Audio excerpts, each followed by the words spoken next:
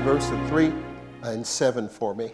And to the angel of the church in Philadelphia write, That's right.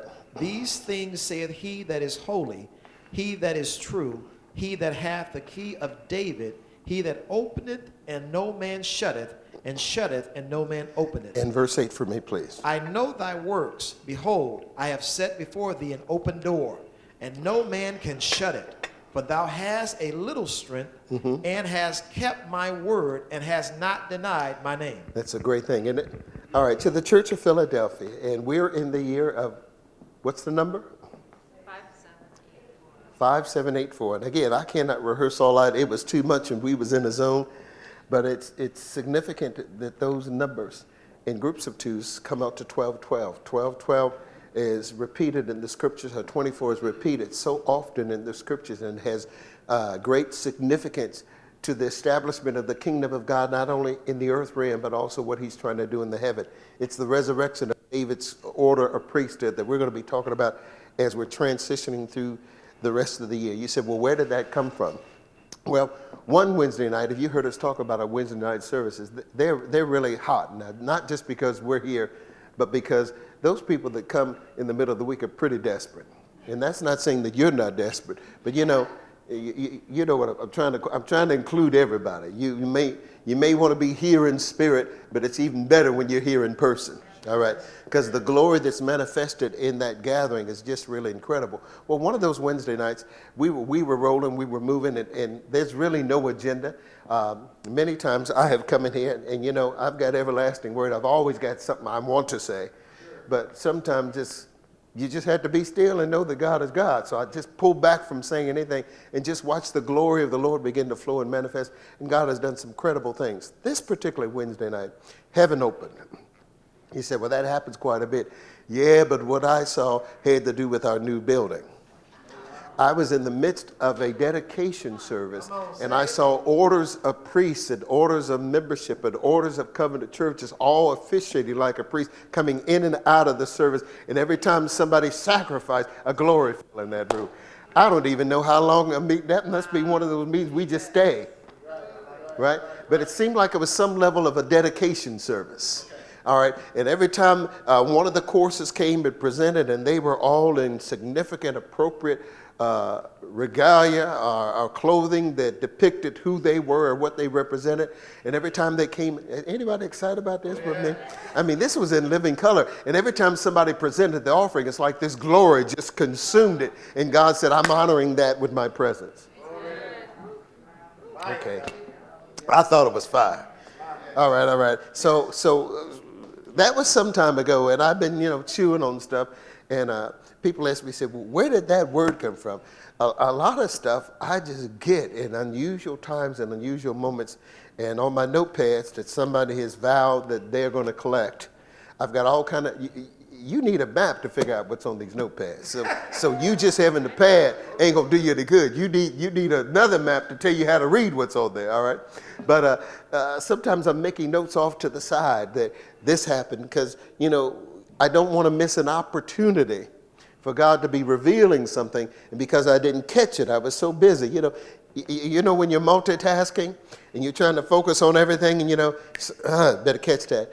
And you trust sometimes your mind to remember, and you have to write it down or pull your phone out to record it or something like that.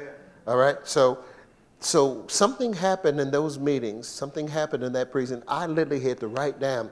And when I went down and started looking at it, it connected to some other stuff that I'd written down before that. So now the picture's getting clearer, right? So if I'm already under the power now falling, what's going to happen at the ceremony is what I'm trying to suggest. Okay, you didn't like that either. Okay, let's move on. All right, so the writer starts off, this is Jesus talking to John in Revelation chapter 3, and he identifies who he is, but there's some things in verse 8 that really got personal as it relates to us in this season. It's been a journey, and some of what I'm going to show you today is that this represents 37 years, going into the 38th year this month, that I came to the great metroplex of Mackinac. Right? Now, it's a lot different now than it was 37 years ago. Streets have names, Okay, I know a little bit more about how to harvest seed corn because I was really concerned about the health and the strength of farmers that let raggedy corn stay out there in the field that long. So I had a whole lot of concerns. Of course, the front of the church building, I wish I could show you what the front porch looked like before we covered all that up and closed that in and raised that driveway. It looks nothing like it looks right now. And all that added to the mystery. It added to the suspense. Of course, it was a Sunday night. You heard me say, probably about 9:30, nobody was on the road. I mean, sidewalks, curbs had just rolled up. You didn't even, just nothing. Wilderness, of course. I'd been on the phone several times talking to some of the people here in the church, and we would be on the phone just talking. They said, hey, I got to run downtown. I'll be back in a minute. And I'm saying, wow, how can you run downtown and be back in a minute? You must be near the expressway, you know? And they said, well, it's right down and over the bridge. And, you know, I'm from a bridge city. I'm thinking huge suspension bridge with a river with a lot of water. I didn't know it was a creek, okay? And you crossed the bridge before you got on the bridge, you know? And I didn't know downtown was 1 block. So I had a lot of ideas. Of course, they tried to describe the church. And of course, the guy was Paul. He said, I live in an apartment upstairs. So I'm trying to figure out what a church building looks like with apartments upstairs. That's got to be, you know. So Route 9 was okay when you made that first left off of 74 West. Farm and Fleet was there. What's the breakfast place? Bob Evans was there. That was about it. None of that. Well, none of that. No, none of that. You went about 2 blocks. No lights. Whatever that little subdivision is right there on the edge, that whole Weaver Ridge, none of that was there. Okay, houses was way back up the road. You came up the hill, numbers, then no numbers, then no signs. Sign said Mackinac. You had to turn off Route 9, that huge right. Sure. You got around Danvers, you made a huge left, and the watering hole was still there. Okay. Y'all know the watering hole I'm talking about? Then it got worse. So you pull up and you're driving, you pull up, and it's a real nice Victorian house on the right-hand side before you cross over the property line.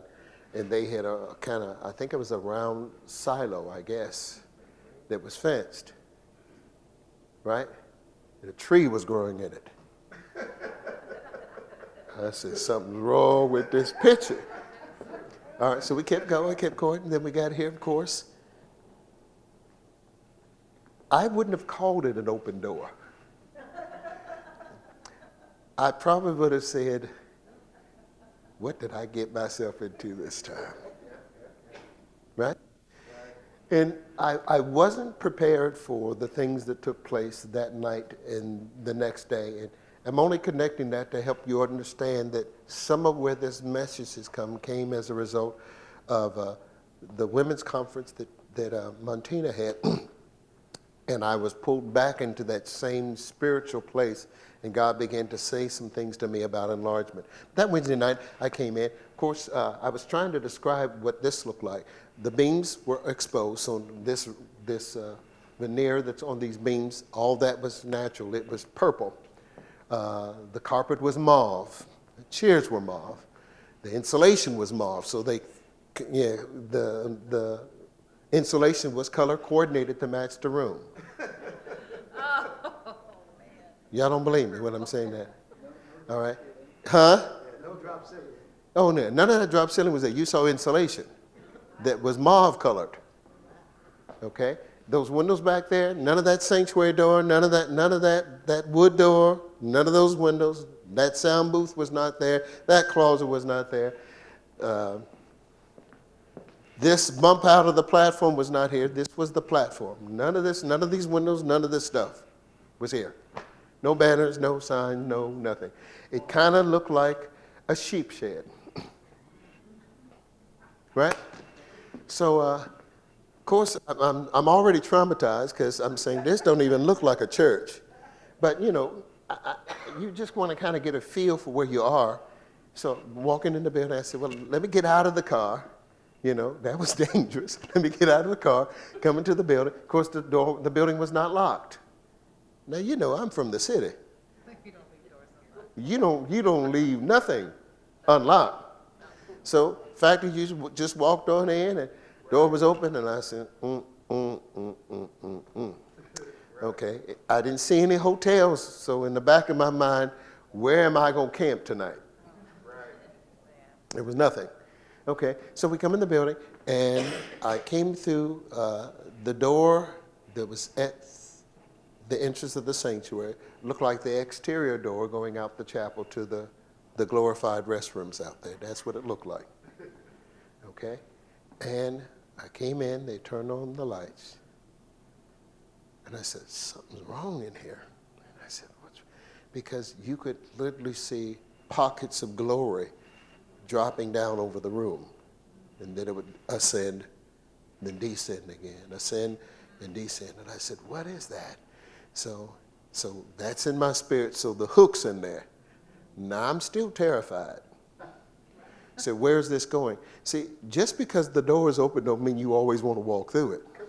See, Paul says in 1 Corinthians chapter 16 and 9, he said, there's a great and effectual door that is open unto me, but there are many adversaries. Y'all not listening to me. I discern God is saying there's a great and effectual door that's open to you, but there are many adversaries that's coming with that open door. Now, the adversary was not people at that moment. It was me. It was me adjusting my expectation to say, God, is this really you talking to me about something? Not here. Not like this. All right, so the next day, that evening, we get back in the car, and he said, well, I'm going to take you where we're going to stay. And, of course, we go all the way down Fast Avenue. Nobody is on the road. It's still early. Nobody's on the road, so we get down to Orchard and Fast. We turn left. We go down there. Now, Casey's was not there. I want you to know, Dollar General, you know that's our mall. Dollar General was not there either. That whole corner, matter of fact, on the corner where Casey's was Jake's Antique Store. Yep. Anybody remember that? Yep. All right. Jake's, if you like antiques, you could find some stuff at Jake's that you had never seen before. Anyway, we crossed over that. And there where DG is a gas station. On the opposite corner where the body shop, there was a gas station. I want to say there was a gas station on the other corner. Okay, and then we kept going, and we passed our beautiful auto mall, Lowry Ford. Two cars that haven't moved probably since the building was built, sitting inside there. And we go up, go down, go off to the right, turn. Now remember, I'm looking at all this dilapidated corn along the way. We get on down the road, and off in the distance is this house. And we drive up, and he says, well, this is where we're staying tonight. And I said, Okay? So, we get out the car, and I'm hesitating. We get out the car, and we come up to the kitchen door. You appreciate that. It was darker than it ever is right now, with no lights on the house, nothing. And we get to the kitchen door, and he just turns the knob and walks in. And I said, oh, no, Houston, we have a problem. Come on. You got some sense. You don't do that. You don't walk up in people's house. Right? The kitchen door.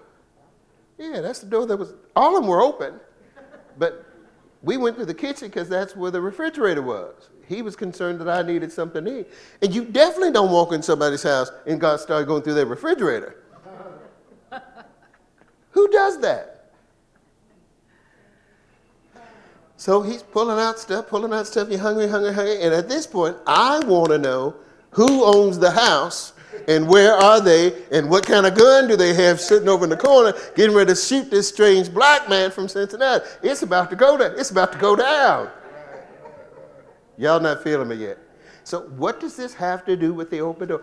I'm not discerning the door is open. Something's happening, but where I'm at in this house is not the door.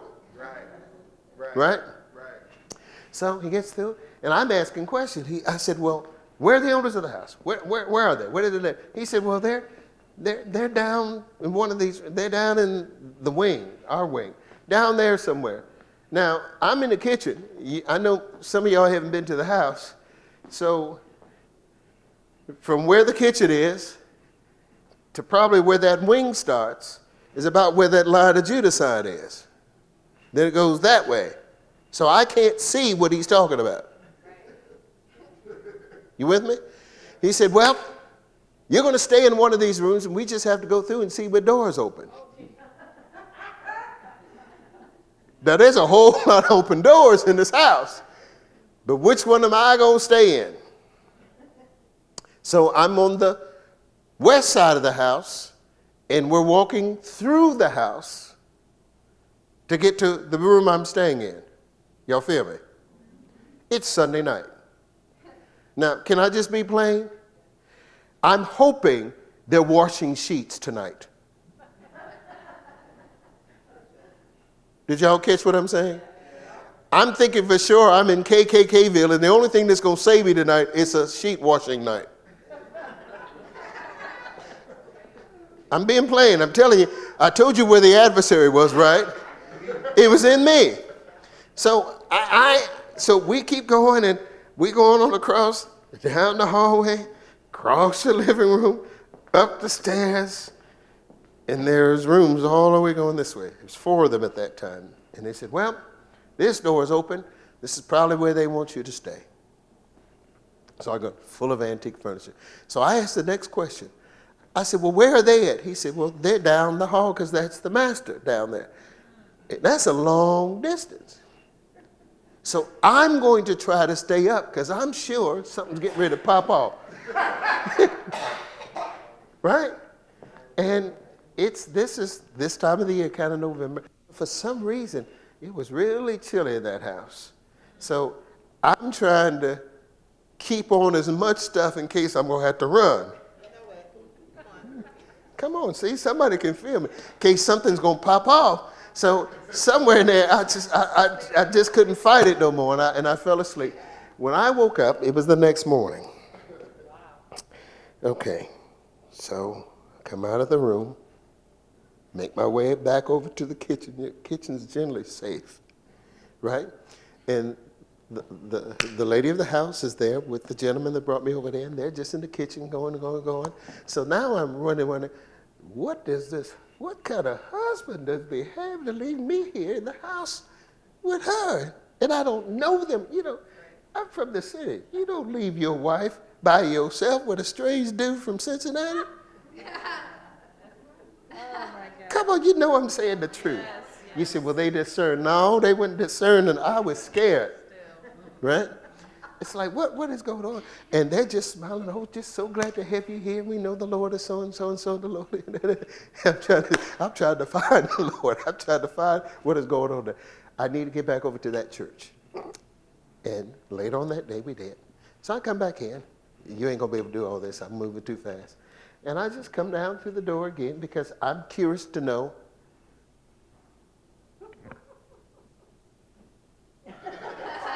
I'm curious to know what it was that I saw.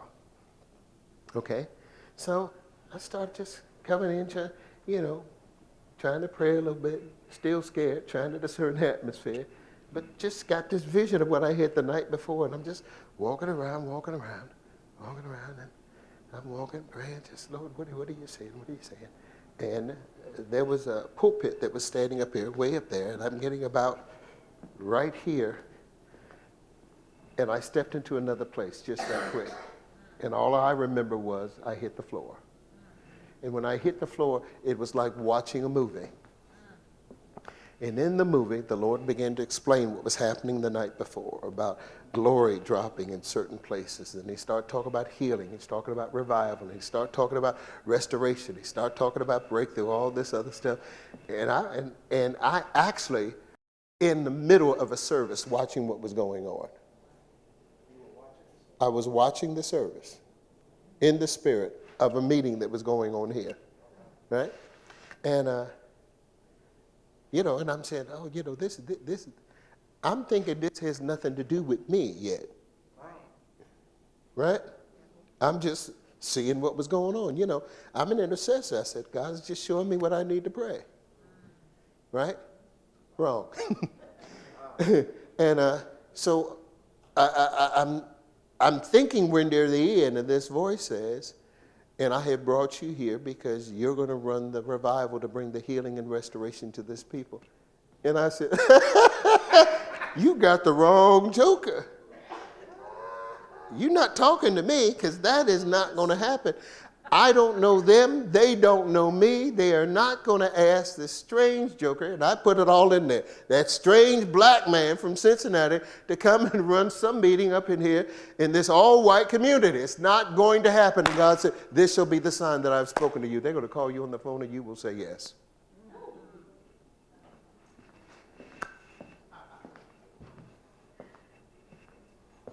Was that an open door? Now, don't say it because you're sitting here today. Did it sound like an open door?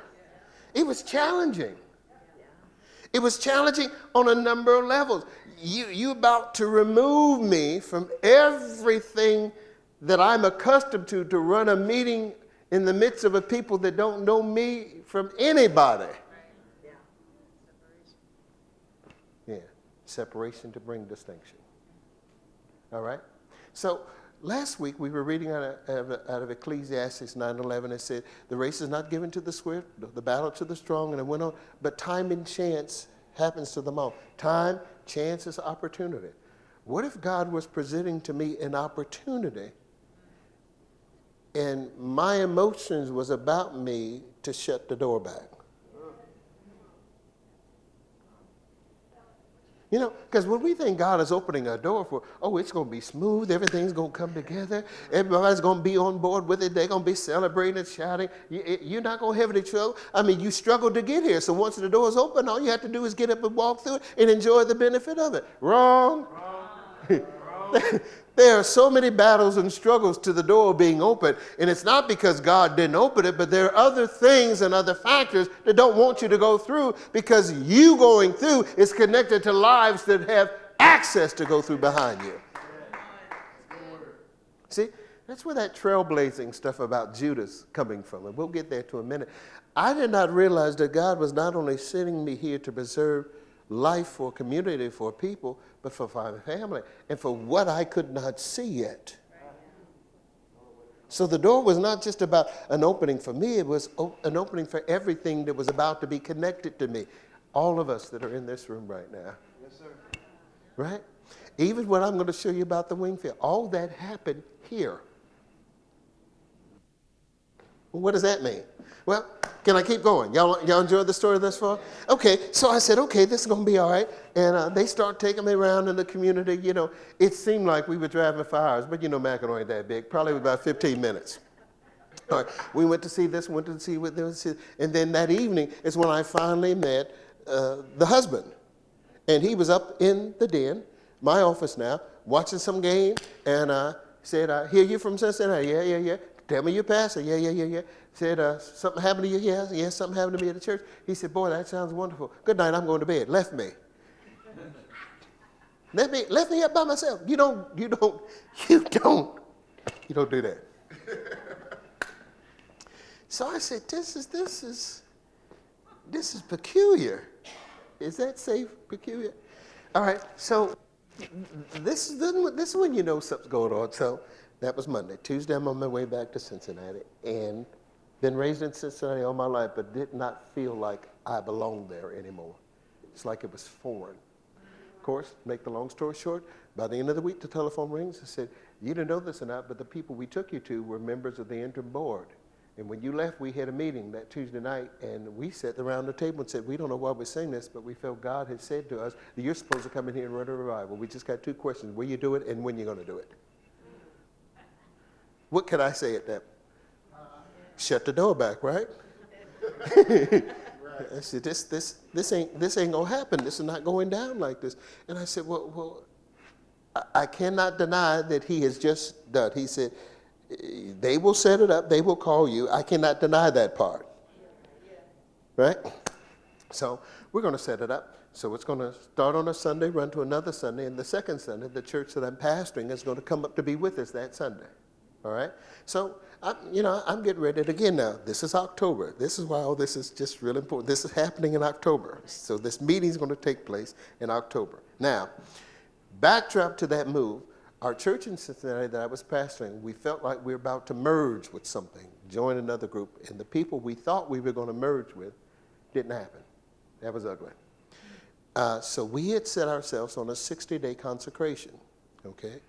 In the middle of that 60-day consecration, we were believing that God was going to tell us specifically what he wanted us to do. Wow. The 60th day, I was here running that revival. Y'all not feeling me yet?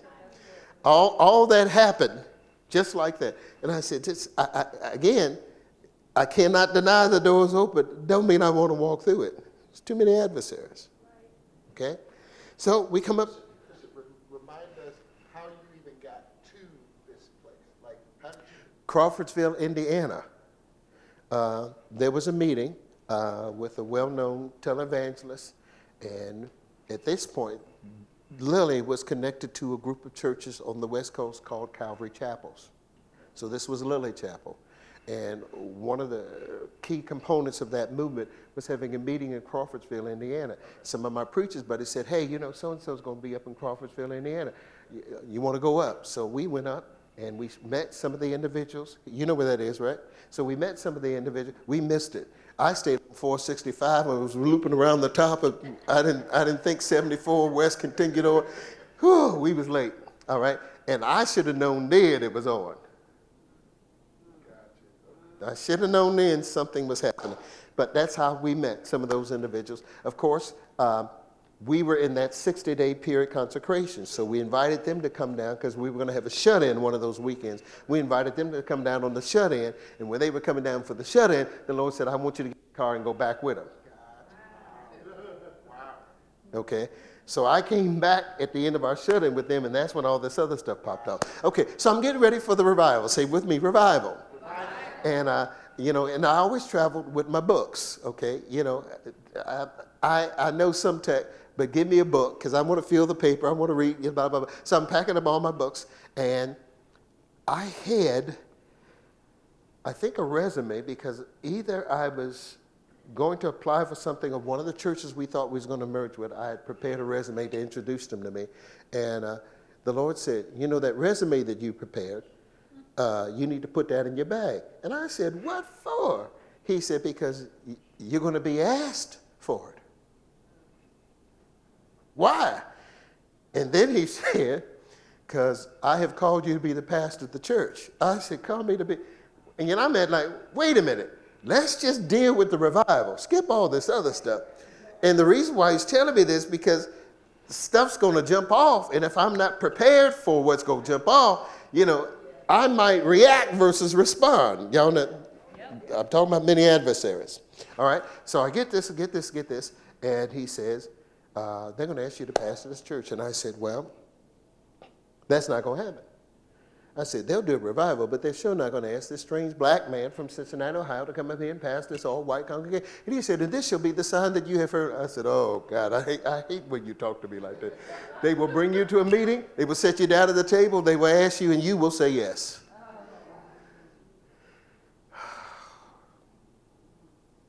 Culture shock. Now, in that season, anytime I ministered, I'm wearing full regalia.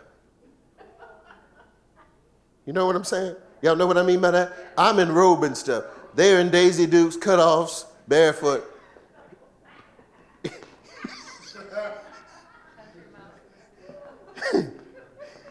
I'm like, what in the world have I gotten myself into?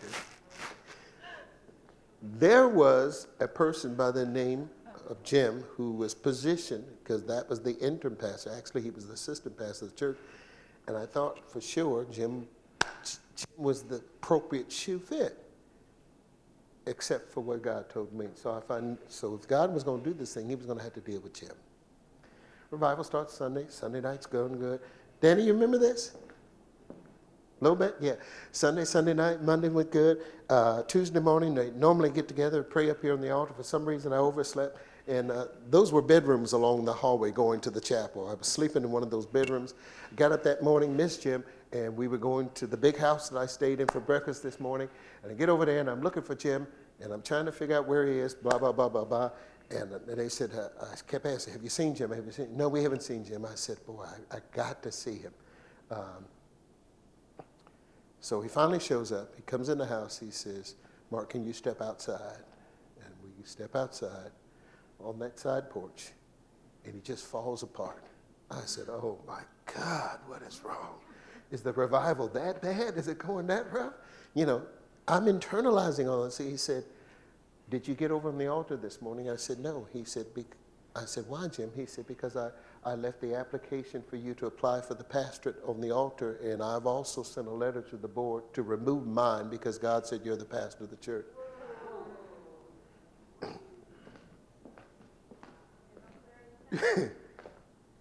There's still some adversaries. And I said, for what? I said, for real? And yeah. I said, okay.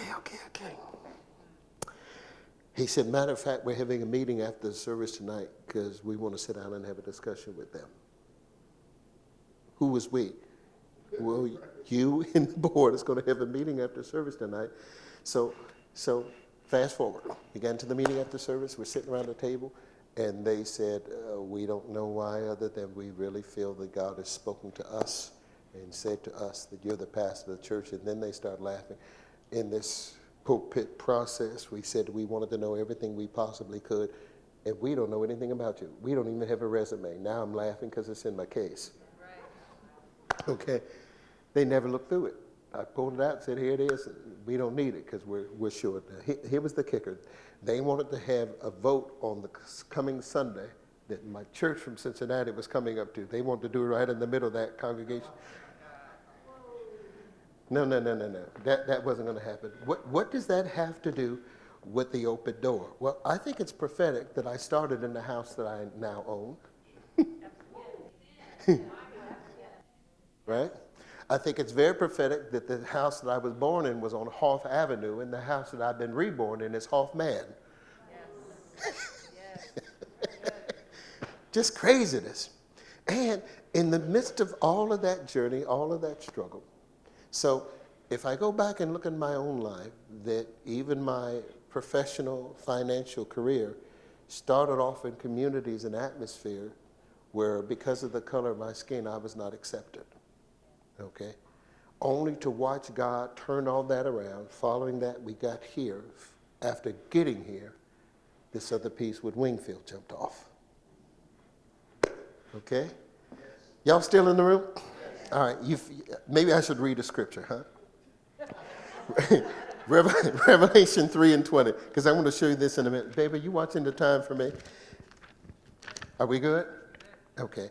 In Revelation 3:20, Elder Tommy up here wrote a book called The Knock, right? So Jesus said, I've set before you an open door. Well, what if the door opening starts with a knock of invitation? Yes. And you ever been in your house and somebody came on your porch and knocked on the door? You said, I'm not even going to respond to that. Huh? Or Halloween time at our house, the whole front of our house is dark because we don't want the little kids coming. Right? So we're in there, but we're not answering the door. That's a message. What if he's knocking and I just refuse to open up the door? And I like what this says. You reading it for me? Is it 3:20? Yep. Behold, I stand at the door and knock. Right. If any man hear my voice and open the door, I will come in to him and will sup with him and he with me. Okay. So this is how God gets you. You hear him knocking, you respond, right? He says, when I come in, you and I are going to sup together. And the more you sup, the more gets unveiled about what's in you that ain't quite aligned with what he wants to do. Okay? Yeah. Well, what do you mean by that? See, when Jesus talks about supping, there's a couple examples in the scriptures, and they're all around that last eve, around his crucifixion, that he desired to sup with his disciples. Right? Now, Luke's and Matthew's account, all of them are good. But, Luke is the doctor. He's going to give you kind of more details. So when Jesus is supping with them, and this is the supper where he takes the bread and he breaks it and gives it them, but something else happened in that night that they were supping. I'm getting to me. I'm getting to the adversary, all right? Yes. He starts off the meal and says, somebody in here is going to betray me. Right? Now, that's not the kind of conversation you have around dinner. Right? Right? I'm cooking for you jokers, but one of y'all is about to stab me. Right? Just don't. Why is Jesus bringing this up? Even though he says it's one of them, it's really all of them. Right? And it's interesting, while he's trying to identify to them which one is going to betray him, they're having a sidebar conversation about which one of them is going to be the greatest. How can those things be going on at the same time? And you invited Jesus in to sup with you. You ought to be glad you're communing with him. And he's telling you somebody's going to betray me. But you say, but who's the greatest? That's how fickle we are sometimes in the presence of the Lord. Sometimes we're taking this open door very lightly, and you don't understand, or I don't understand, all the people that are in the wings, the multitudes that are in the valley of decision, waiting for you to go through that door because it's going to bring liberty to them. And there are times I hesitated.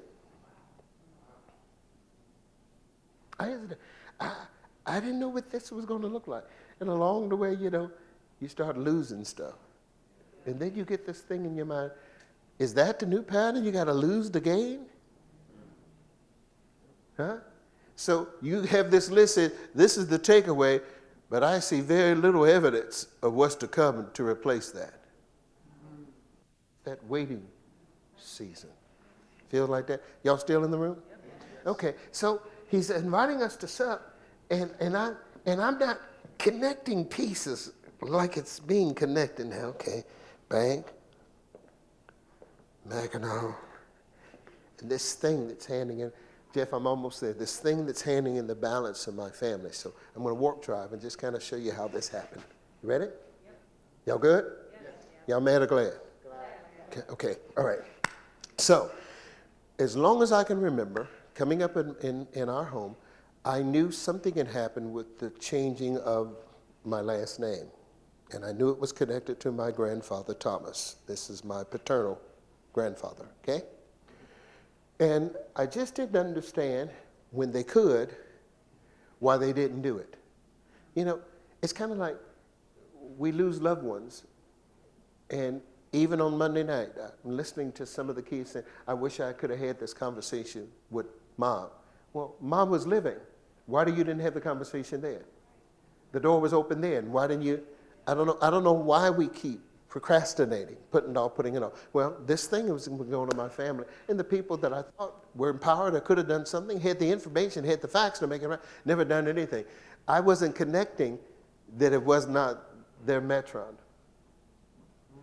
It wasn't their grace to do it, it was mine. Huh? Why was it mine to do? Because all of my conditioning was for that positioning. Y'all didn't hear me. All the way that the Lord had brought me was positioning me to go through a door that they could not go through because they had not been conditioned to walk through it. So as much as I hollered at all the little crazy stuff they done with me when I was in finance, it was conditioning that was positioning me to know how to talk. To not get upset when people wanted to use words around you. Y'all not feeling me yet. To not be bothered when people just was rudely just turned their back on you. Right?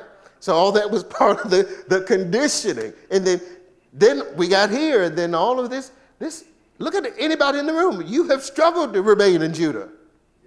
Yes. Well, let me say it for you. I struggled to have you remain in Judah. Just to help you understand, hey, this thing's going to cost you more than you want to give. I'm kind of like Elisha. Elijah talking to Elisha, stay here, tarry here.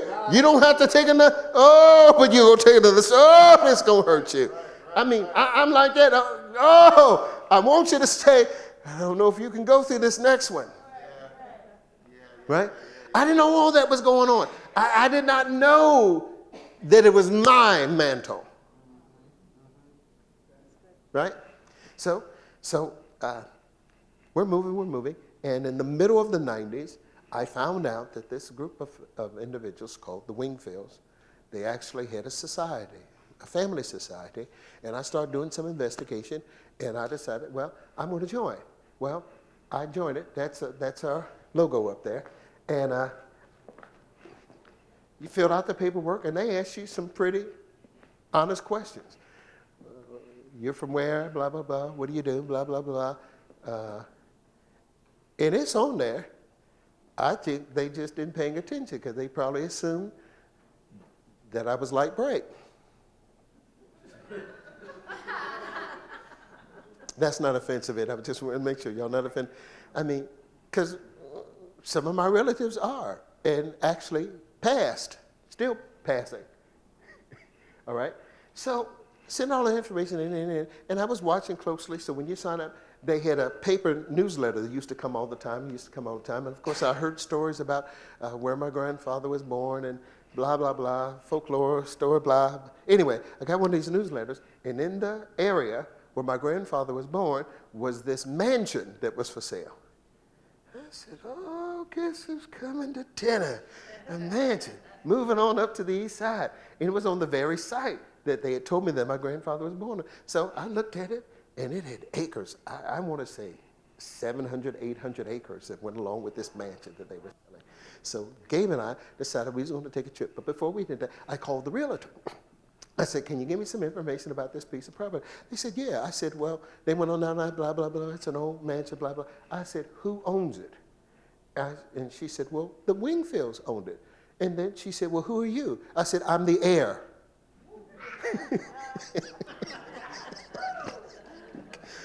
And she said, oh, that just gave me goosebumps. What do you mean you're the heir?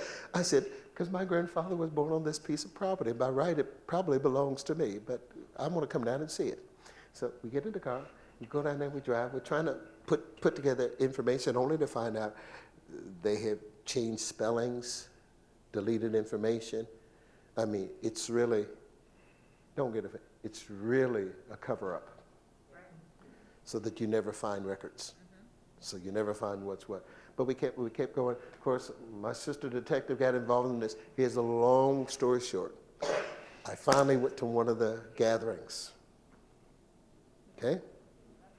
And my sister, the detective, she is coming along with me. And that's the one you hear me talk about that will put her gun up on the table and say, now say it. Okay? So we go to the meeting, and she shows up because somehow my flight got delayed. So dinner was like at 6 o'clock. I'm not getting there almost 4:30. Got to get to the place, change. She's already in the room. She said when she walked into the room and told her she was there for the meeting, the room was cold. So in their mind, they're still hoping she married into the Wingfield, and I'm light bright. So we get to the meeting. And they're in there having dinner. Of course, if you've seen any of my siblings, we have this kind of signature gray-white hair. So all the people that are serving this thing in Virginia, all the attendants, all the waiters, and all that other stuff are my complexion. So when I come down asking where the meeting is, they say, they start laughing. It's like they say, ooh, there's about to be some up in here in this room. You know? I said, well, where's my sister? They said, she's in there. I said, I don't see her because her back was to me. All right, so she's here. So there's this door over here. So I have to come all the way over here and come in. So now I'm facing everybody. The room goes cold again. And so I can see her, and she's got a spot next to me, and she's seated at the table with all the who's who's. And so the president, the Lord of the Manor, and I'll tell you about him, his name is John, gets up and says, Mark, glad to have you here. He's been a member longer than most of you all that's been here in the room. I said, oh, he's fumbling. Oh, this is not going to be good. This is going to be a problem. Okay? So he keeps talking and trying to make introductions, and I'm seated at the table with him. So this is what I know. We're trying to discover which one of the people in this room, where the twins are running through the family line. Because my grandmother, my grandfather's mother, my great-grandmother was a twin herself. So we figured once we find the twins, we're at the right table. Did you hear me talking about an open door? Yes. We're at the table, and we're telling this story, and the one across says, I'm a twin. Oh, so God set us at the table with the family. Okay? And so the meeting's going on, and we're uncomfortable. You hear me? I'm uncomfortable. Everybody said, the elephant is not only in the room, the elephant is still up in the room, and the elephant is giving babies in the room. Everybody. And so you'll see him in a minute. The historian is from England, and he comes up to me. He said, Mark, he says, I know some people in England that are trying to find their relatives down in Africa, and I'm going to put you in contact with them so that you can look up and maybe find where your ancestors are. And I'm ticked now. Right. And the other me comes out. And I says, I am not trying to find Kunta Kinte.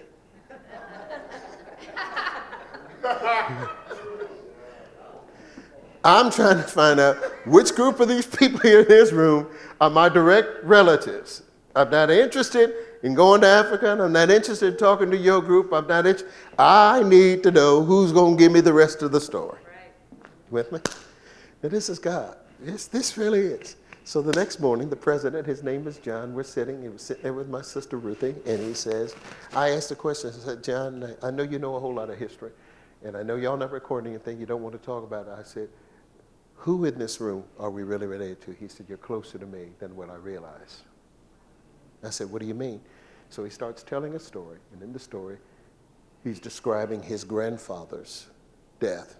Actually, his funeral service. His name is John Burrell. He says, we're in the funeral service, and I'm sitting next to my grandmother, and he says, this man walks in. He says, and I nudged my grandma. I said, oh, Jeff, I don't forgot. You got all that goosey stuff. That's John Burrell in the center. He says, I nudged my grandmother, and I said, Grandma, who is that man? And she said, oh, that's just somebody that worked on the farm with your grandpa.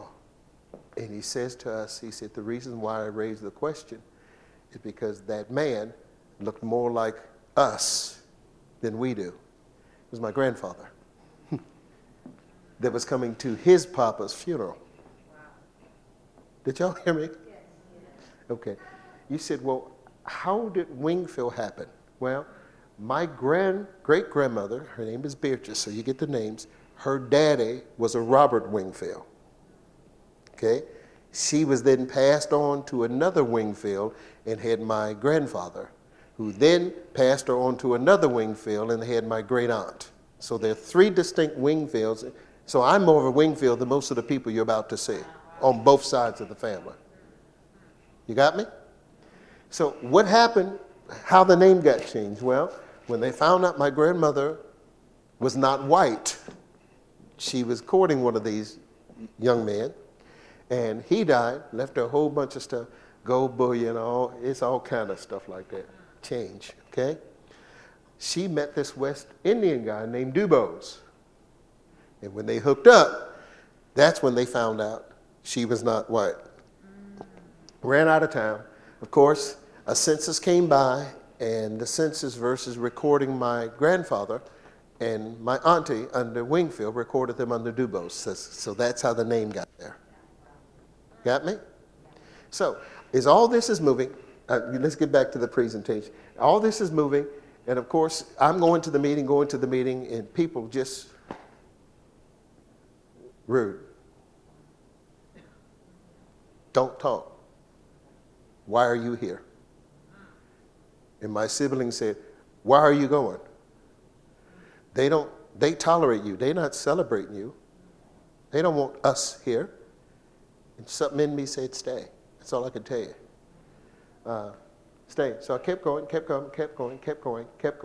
finding out more details. Finally had enough information to conclude that what I'd heard was wonderful. And the season that we bought this house, we were at Mom's house down in Cincinnati, right? We were traveling down there. We were trying to do the financial deal to get the house going, blah, blah, blah, blah. And I'm going to warp drive because here's the open door.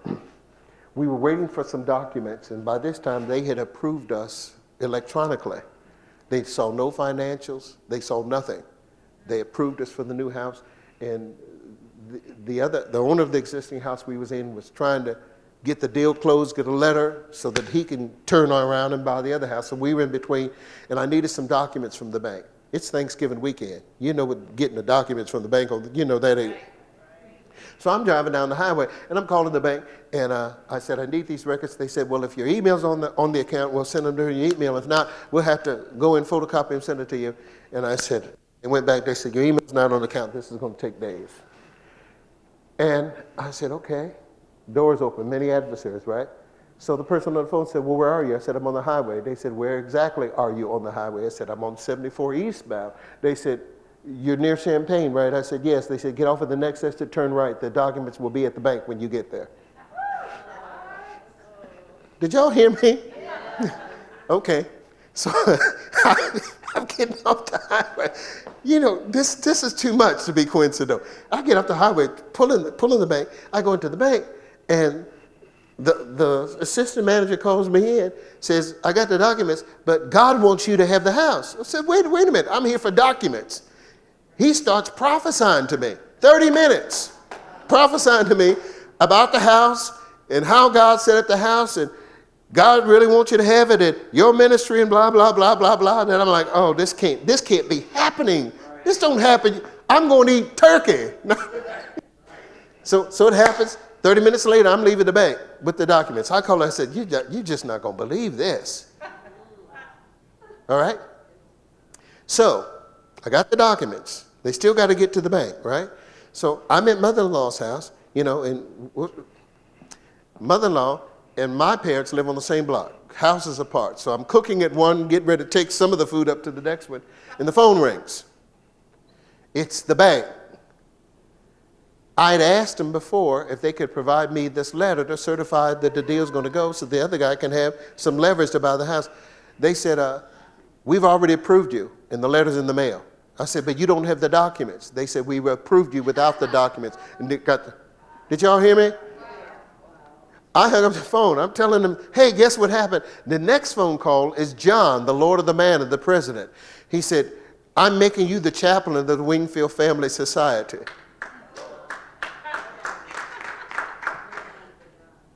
Okay, I'm done. Come on.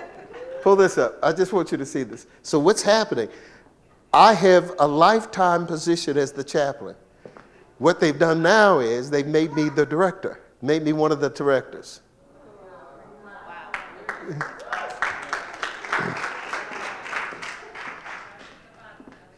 See that little boy down there on the corner? Oh, they jacked me up for that picture. So what does this mean? I fought the adversaries on the inside of me because I knew the Lord was positioning me to preserve somebody's life. This is not just for my family. Ian, he's in the center. One of the weekends that Dad went into the hospital, Ian sent me a text message and Mark, I really need to talk to you about it. He's in England, and we kept missing one another. And he says, Mark, I have submitted your name to the board of directors to put you in this. I said, why, Ian?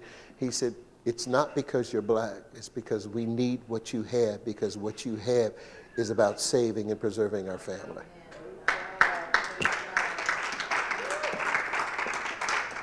Huh? Is that fire? Okay.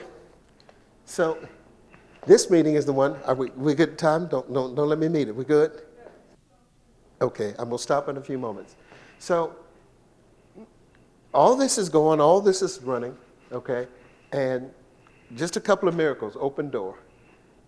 I felt like I needed to rewrite and correct this history, this name thing, okay? Now, you know, when you get attached to something, your identity get attached to it. So I knew that was going to be a struggle, fight, because everybody connected to me is Du Bois, okay? And I felt like I need to do this thing. And I fought it. So finally I said, told the wife, I said, I'm gonna change my name, okay? Of course, you got to go to the county seat, got to put in the newspaper and all this other stuff. So the day of my hearing in Pekin, I go to we've done everything they told us to do. They have no record of my court case. Adversary. It's right in the middle of COVID. So I'm not on any docket. They have no record. And I know I'm supposed to be here. It's about 8:30, 8:40. So they start scrambling and they said, well, the divorce judge is going to hear your case. Divorce judge. You know, and I'm like, oh, this is this. Oh, God, I don't have time for this. So I go up, and they go out there and say, your name's not on any docket, blah, blah, blah, blah, blah. But the judge said he's going to hear your case. So somewhere somebody went and found what I'd submitted to the newspaper. And court does not start till 9 o'clock. It's 9:45. I'm in the courtroom before the judge, 15 minutes before court is supposed to start. He's going through. He said, well, what's the problem? I said, it's not a problem. Y'all couldn't find the records. He said, well, what do you want to be called? So I'm thinking, Mark Du Bois Wingfield, Mark Anthony Wingfield-Du Bois. And Jocelyn, the historian, already said, well, you really should be called Your Lord Grace, but I can't get them to call me that. Oh, you ought to ask my mother-in-law about that one. I can't get them to get on that bandwagon. So I said, I think it should be Mark Wingfield-Du Bois. I think that's what it ought to be. I should just help people identify him still. Du Bois connected to that. And they signed it. Approved. It's 10 minutes to 9.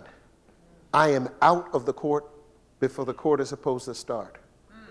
I don't know how I got from the courthouse to my car, but I know something opened up over me, and all I could hear was, it's settled. Y'all still in the room? So when I called Steve is the current president. When I called Steve, I said, Steve, I got this name change, and that's how they got all this corrected. He said, well, how did you do it? He said, how are you going to address yourself?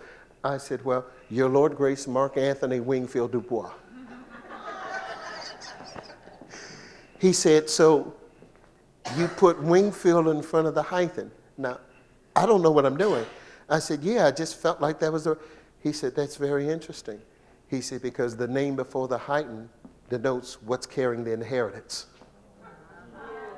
I'm done.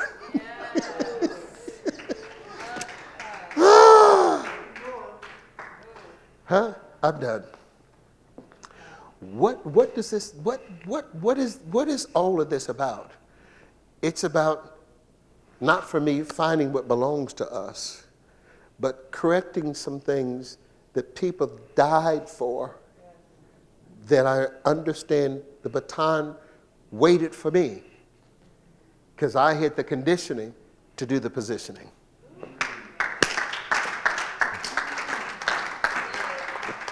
Bless you. Live long. Something's going to open up for us. Woo! Open up. Stay tuned. We got some more to tell you why all this fits right now. Live long. God bless you. We'll see you real soon. All right? Any questions for me? Comments? Y'all enjoy the little stroll? Yep. All right. See you real soon. Thank you.